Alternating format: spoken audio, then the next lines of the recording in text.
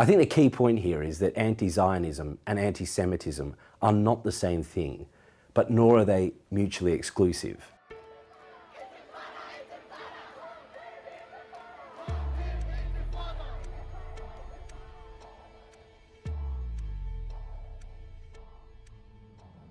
So earlier this month, Jillian Segal, the Special Envoy for combating anti-Semitism, handed down her report that sets out her plan to counter the rise in Jew hatred in Australia.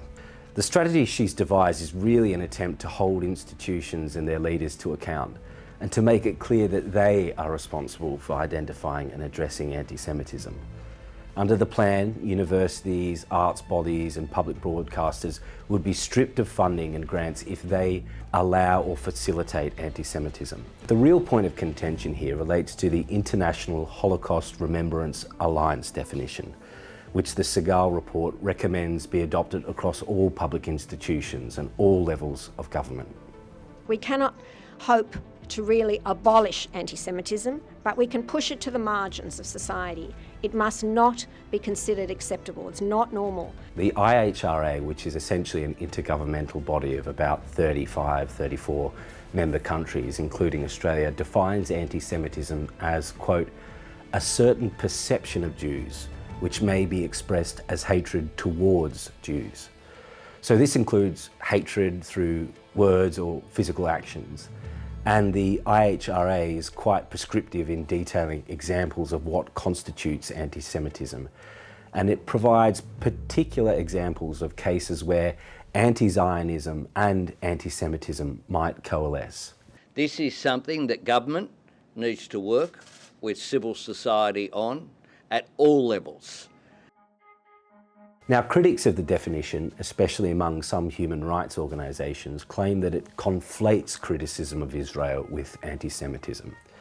And they're essentially attempting to mount a free speech argument against the adoption of the IHRA definition, saying it's far too broad, too abstract, and would inevitably stifle legitimate criticism of Israel. They also argue that because the definition was designed to be a legally non-binding commitment, it's unworkable as an instrument for disciplining institutions.